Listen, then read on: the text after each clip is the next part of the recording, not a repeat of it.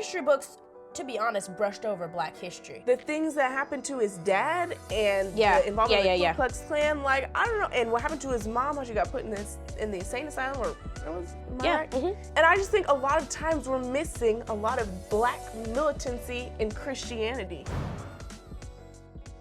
Hi, welcome back to Gotta Be Me podcast. We're so happy to be here again with you today. We are your hosts. I am Sophia Benyon, and this is my cousin, Peyton Benyon. Welcome back to our channel, everybody. If you're new here, don't forget to like, comment, and subscribe. We will try to get to your comment. I don't know how good of a job we're doing at it. We try to get to it on the weekends when we're less busy, but it feels like all of a sudden we have a lot of comments. It's not really that much, but it feels like a lot more than we had. right, just when you're trying to answer it, yeah.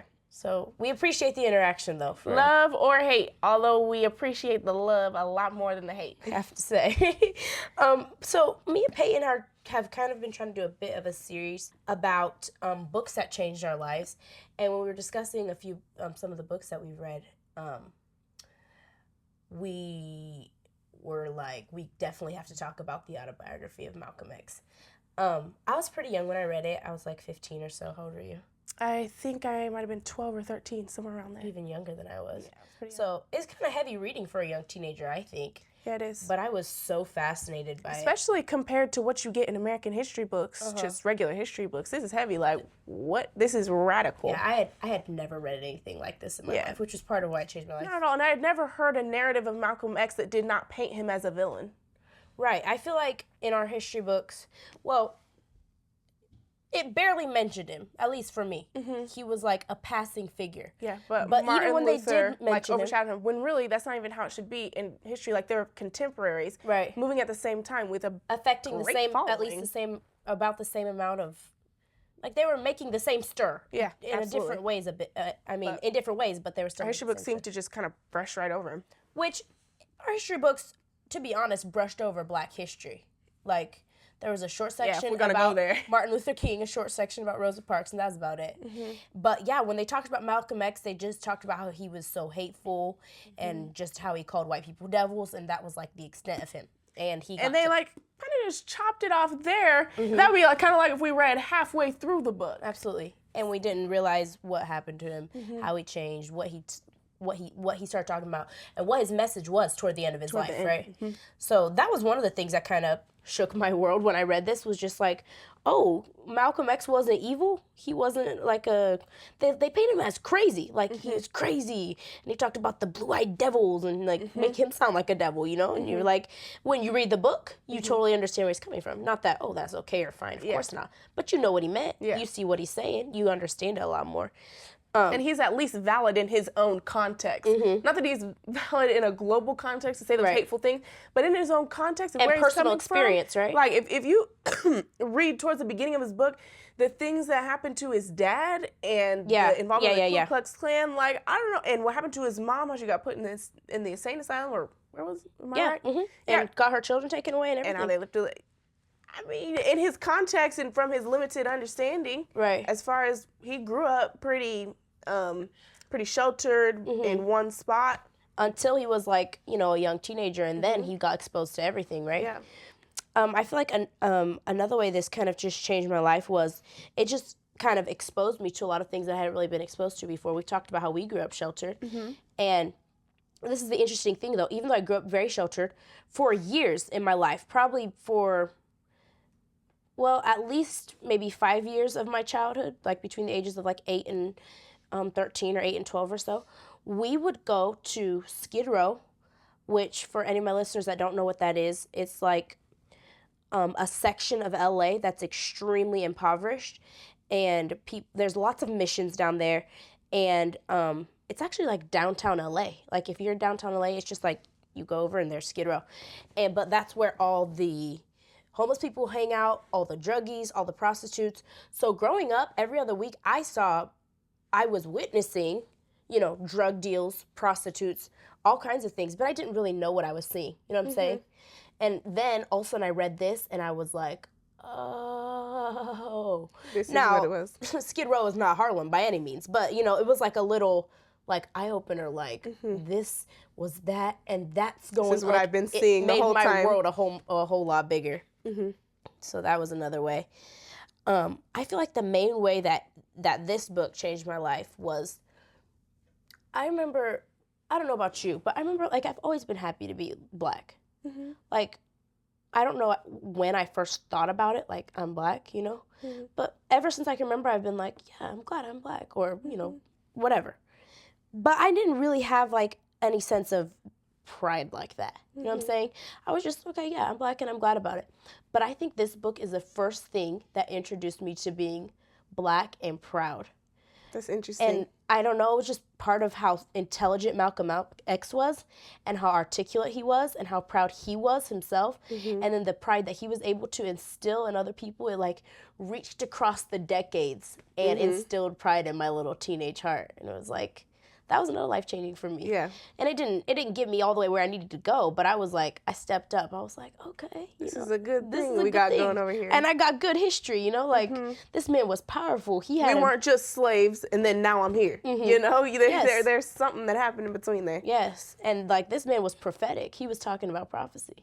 Mm-hmm. Another part I found interesting for me, I feel like I'm going back, or this is a tangent or something, but I just had this idea in my head that I wanted to say. Another part that I found interesting is at the beginning of the book, Malcolm X is talking about growing up. And he went to a Christian church growing up. And, you know, he grew up in Black church, as all of us are probably familiar with. And also on the other side, he had his dad, who was a radical follower of Marcus Garvey. Mm-hmm. And he said in the book that he remembers just feeling so disgusted with Christianity from a young age. Yes, like, I remember that. This is the sorriest thing I've ever seen. Mm-hmm. But when he went to Marcus Garvey's meetings, not with Marcus Garvey, but the Garveyites meeting. Yes. Then he would feel like these are actual intelligent people. They know what they're talking about. Dignified. They're proud of who they are. They're militant. And I just think a lot of times we're missing a lot of Black militancy in Christianity. Where you're saying it should be combined. We should have Black militancy inside of Christianity. And I think that's what's oftentimes so attractive about the religion of Islam. And maybe what attracted him. Which I do not by any means believe that the religion of Islam is the true Black religion at all. Mm-hmm. I actually could talk about that. No hate towards that direction. Mm-hmm. I just don't really ascribe to that narrative. But yeah, there's such a sense of militancy and a unified front. You know, they kind of... And this isn't true across the board, but there is a sector of people, you know, they kind of wear the same clothes. They kind of have intense beliefs which they will stand up for in front of other people, you know, and they understand what they're talking about, and they're passionate and convicted about it. And I feel like a lot of times that's missing in Christianity. Like, where are the young women, the young women that are standing up passionately for what they believe in? And you know, that's what's attractive, and that's what was missing to him in Christianity, in early Christianity. Yeah. And I think even when he got older, like, when he was in jail, like, and he was trying to get his life together, he still wasn't, you know, he never was looking at Christianity like, maybe that's something I could check out. Yeah. Because it just wasn't appealing. I think the missing link is, like, Christians maybe failed to connect history and prophecy together. Because that's what kind of makes it relevant. Like what's happening now is in the Bible. It pertains to you. It pertains to your life. What God's prophets are saying now relates to your life and what you're doing, and that's a part of what makes Christianity relevant, and he couldn't find that. He couldn't see that. There's a lack of Christian preachers that have the ability to preach those relevant messages. Absolutely. But Elijah Muhammad, and he wasn't right. You know, he didn't have his life together, but he was saying some truths. And he was articulating well with a militant front. And he was bringing people together, which is always attractive, and which is another huge problem. And not speaking from experience, but just from, you know, things that we've read and heard others talking about, it seems to be a big problem in the Black community. There's, like, so much division. And, you know, of course, if people can keep us divided, then what can we ever change? What can we do together, right? So this book definitely changed our lives. I'm so glad I read it. I'm actually... at the end about how they said they were going to make him... He said he prophesied... I can't talk. Prophesied. He prophesied that they were going to turn him into a violent man. Oh, yeah. I don't know. Oh, yeah, here it is. I thought this was so interesting.